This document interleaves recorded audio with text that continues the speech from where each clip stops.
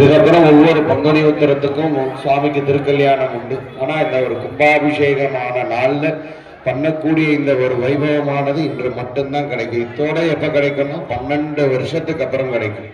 இந்த 12 வருஷத்துக்கு அப்புறம் யார் யாருக்கு அந்த பாக்கியம் பார்க்கணும் அப்படின்றது சுவாமியினுடைய சித்தம்.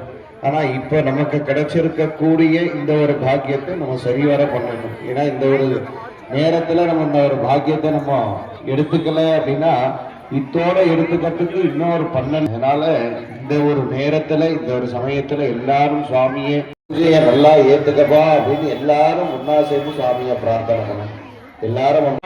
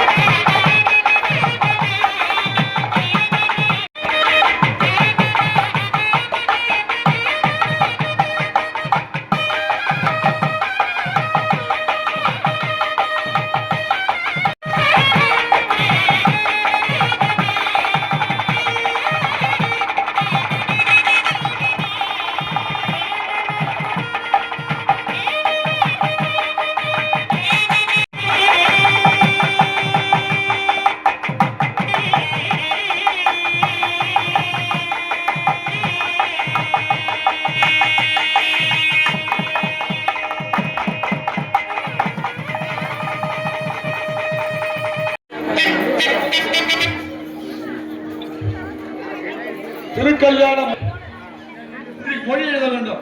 எழுதிட்டு அதே போன்று பின்னாடி